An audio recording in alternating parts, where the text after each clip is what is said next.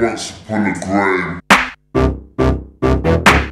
Basically, a lady tweeted, she was tweeting, and the girl tweeted, like, Nikki was basically trying to preach on Twitter, yeah, about don't do this, girls, and don't do that, or whatever.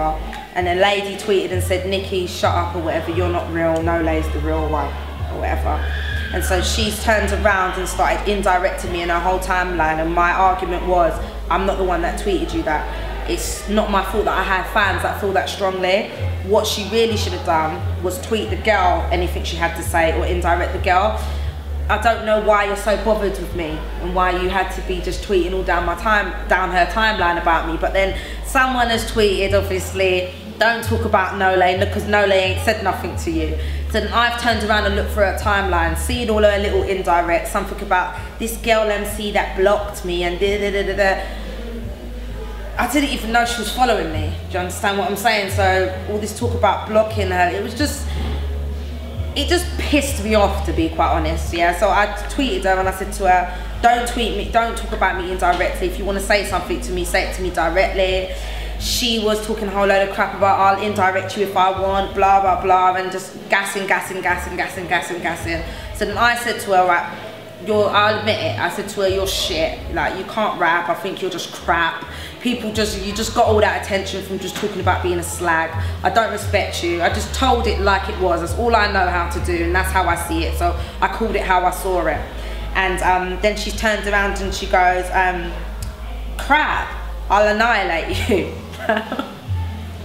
When she said she'll annihilate me, my brother was sitting with me at the time. I just had to fucking laugh my head off because I don't know who she must think she's Terminator or something about annihilate me. So then I started laughing. I said, all right then. I tweeted her back. I said, let's go on Semtex. I said, the proof's in the pudding. We'll go back to back. I said, we'll swing it out on Semtex. Well, I never turned down the challenge, and it went on for so much weeks of her just gassing, saying how I might wear a t-shirt to this called slag, because if I wear a t-shirt saying that I'm a slag, then you know, like everybody knows that I'm a slag, so you can't win by cussing me about being a slag. But what she doesn't understand yet about the gift of wordplay and punchlines, that's how I knew that she weren't a lyricist, because she didn't get it. She didn't grasp the concept of clashing and how it works. You can't I'm not gonna go to a clash and spit the kind of bars that I would spit on a track, and that's what she did with her lyrics.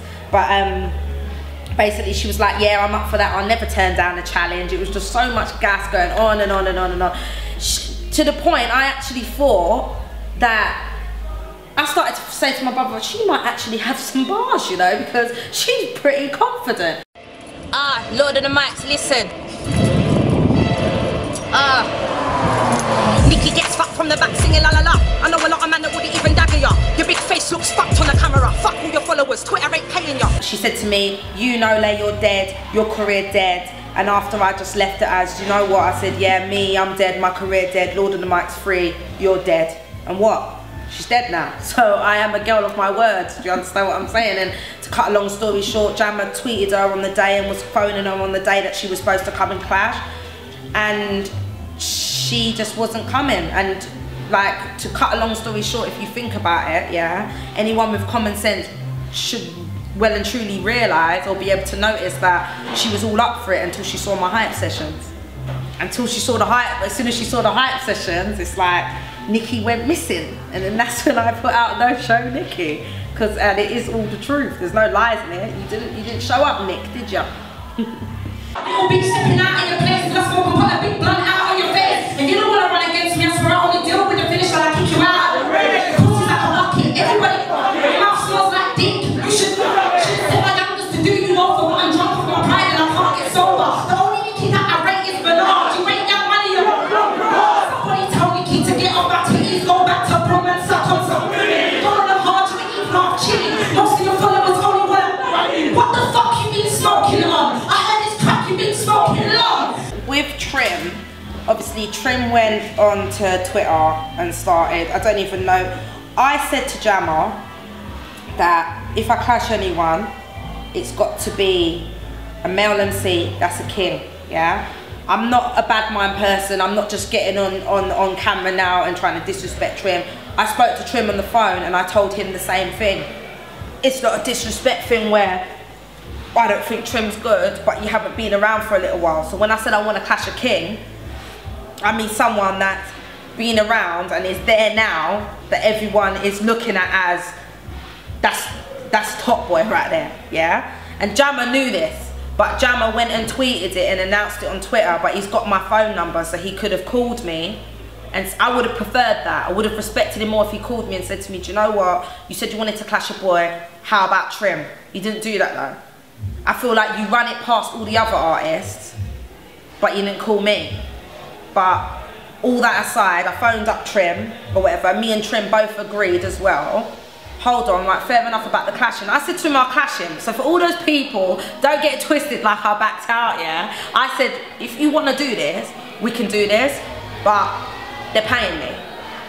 And he was laughing, saying they got to pay me too. Because at first we was kind of arguing on the phone, but then it simmered down and we started to laugh about it. And I was like, think about it. They're going to pay Ghetto and that. Should they not pay us? Yeah, you should be paying every artist. And then Trim goes, I want 10 bags, yeah? I want the 10 bags or whatever that Ghetto and that's getting. That's what I want, basically. I want the 10 bags. And I said to him, that's cool. We split it, 5 bags each. To be quite honest, I probably would have done that for like a 3 bags or something for myself or something like that. Or a 2 Gs. Do you see what I'm saying? But the way they wanted to go on is like they don't want to pay no one. So me and Trim, in the end, came to a mutual agreement, yeah, just so everybody knows, no backing out, no this one was shook or that one was shook. We came to a mutual agreement that if we ain't getting paid, we ain't doing it. I had people tweeting me saying, you're so selfish, Nole. Obviously they're fans, they want to see a clash. You're so selfish and greedy about you won't clash for free and you won't clash for free. Excuse me, honey, this is business. We're all trying to live, and I've dropped, you know how much free mixtapes I've been putting out? But yet I'm selfish. Someone who's selfish doesn't give music away for free.